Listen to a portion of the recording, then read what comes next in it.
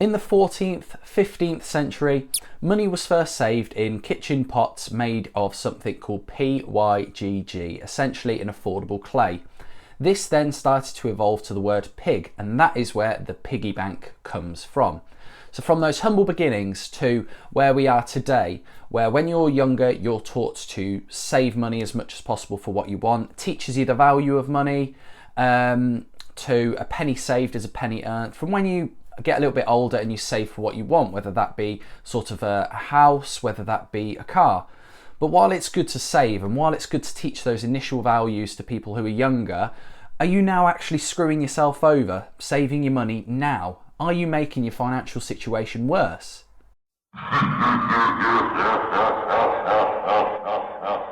So there is a high likelihood that the title of the video piques your curiosity, so stick with it, as even if you're not wondering about money that's draining out of your account, let me show you something simple to 3x, 5x, to even 12x the money, the interest that you could be getting right now from your current savings account. So from the top, saving ranges from stuffing your money under your mattress, maybe you're keeping it in an account that you've had for years, or maybe you're good, you've done some research into some accounts that are paying more in interest and you've got your money in there. So maybe you think you're doing absolutely brilliantly. Look what I found in my pocket, look! A year's salary right here. What I call them? Fun coupons. See that? Now, based on your situation, it does vary from person to person, but maybe I think there's a better way you could be doing things. Now, the way I see it, this is being wiped out by inflation. So put simply, inflation lowers the value of money over time. So it's the same reason why your nan, let's say, bought a house for £3,000 in 1960, and now you've got to buy the same sort of house for, let's say, £250,000. It's the same reason why in 1990 a loaf of bread was 50p, whereas now you're paying £1, £1.50. Or let's use an example that many of us are familiar with in the United Kingdom. Hurts, don't it? So simply, purchase power has gone down over time of the money. So to buy the same sort of items or the same stuff, you're simply going to need more of it because the value and the purchase power has gone down over time. This is where the inflation percentage comes in, as it represents the increase of just the general costs of everything. So in the UK, as of August 2023, inflation was 6.3%.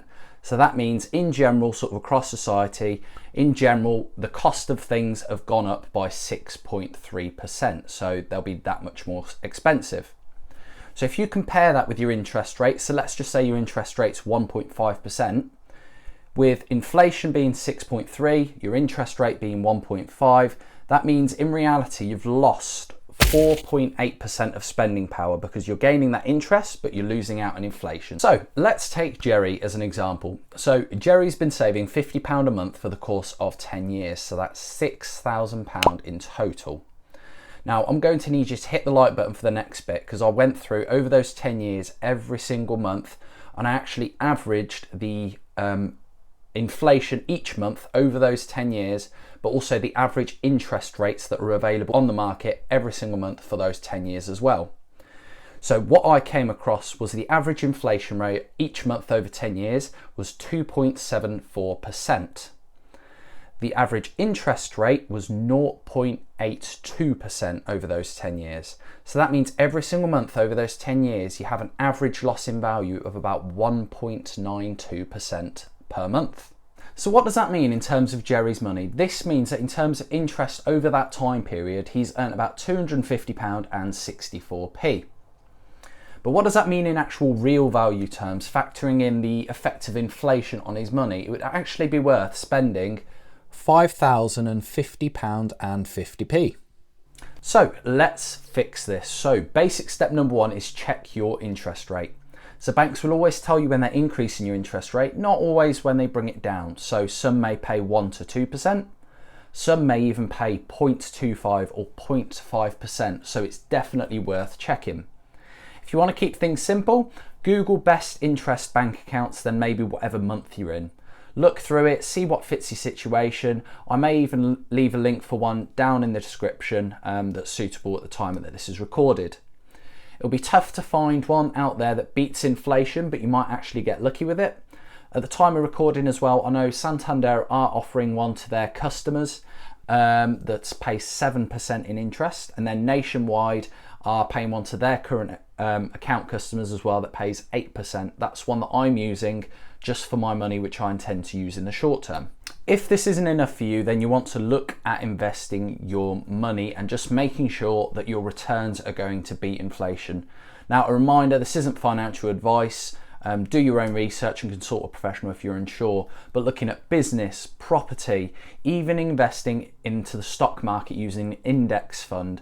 So an index fund, essentially you deposit your money, it takes your money, invests it into hundreds of companies over, let's say, the long term, so 10, 20 years, and on average with low risk, it will generate an average of about 7 to 8% a year. Don't get me wrong, I'm not hating on saving. An emergency fund is good. Sometimes having money in a low interest account makes sense, like if you plan to spend it in the short term. Just don't make the mistake of keeping it in the wrong place at the cost of inflation. Be like Jerry, but be smarter with it in where you're keeping it. Don't be happy with £250 that's eaten away and more, all at the cost of inflation. If Jerry did this with the stock market instead, earning 8% returns rather than £250 in interest, he would have generated £3,147. That's in interest on top of the money that he actually put into it. That is a 12x on the money that he's earned. So if you want to learn more and you want to get started about this, this is the video for you to watch up next, as it will get you going. Thank you so much for watching the video. Be sure to like and subscribe, and I will see you next time.